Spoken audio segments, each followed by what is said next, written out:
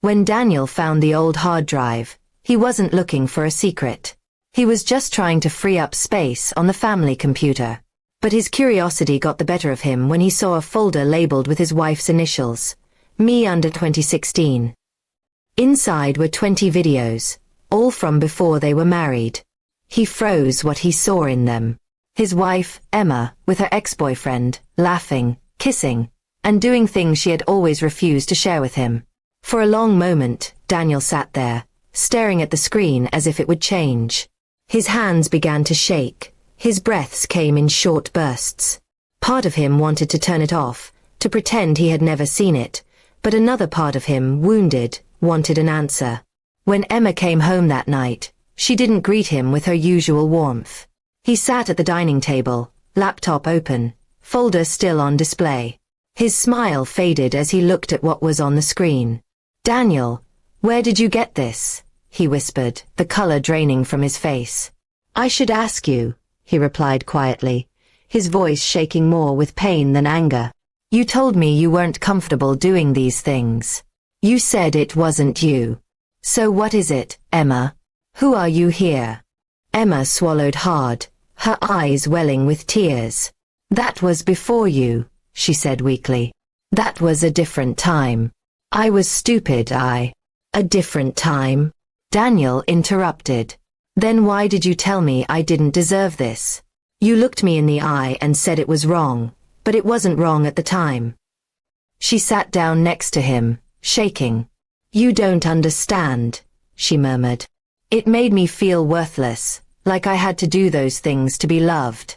When I met you, I wanted respect, not use. That's why I said no, you deserved better." Daniel closed the laptop and leaned back, pain still written all over his face. "Then why didn't you delete it?" he asked. "If those memories hurt you, why keep them? Why let them sit there, waiting to be found?" His tears were falling freely now. "I didn't even remember they were there. I transferred them years ago when I switched phones. I thought they were gone. I swear, Daniel, I never meant for you to see them." He stood up, walking to the window, trying to calm his thoughts. The betrayal wasn't just in the videos. It was in realizing how many walls stood between them. "You know what hurts," he said finally. "It's not that you had a past. It's that I thought I was building something real with someone who trusted me. But you didn't trust me enough to tell me the truth." Emma stood up and came closer to him, hesitantly taking his hand. "I was scared," she confessed. "I didn't want you to see me like that. I thought you'd stop loving me." He turned to her, eyes full of exhaustion. "Then you never gave me a chance to love you all," he said softly. "You let me like an edited version of your truth." Silence fell between them.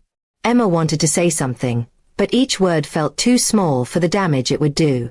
Finally, Daniel moved toward the door, pausing long enough to whisper, "You said I never deserved this. Maybe you were right, but maybe neither of us deserved the lie." That night, Emma sat alone in the quiet house, replaying that moment over and over again. The weight of her past, something she had buried so deeply, finally came to her. In the days that followed, Daniel was elsewhere, unable to watch the videos without remembering them. Emma erased every trace of them, her hands shaking, tears falling onto the keyboard. But erasing the files couldn't erase reality. When Daniel finally came home a week later, they didn't argue. There was nothing left to say. They both knew that some things couldn't be undone, just understood, too late. And though Emma whispered, "I'm sorry," as he passed her, her silence said what words could not. Forgiveness may come someday, but trust will not.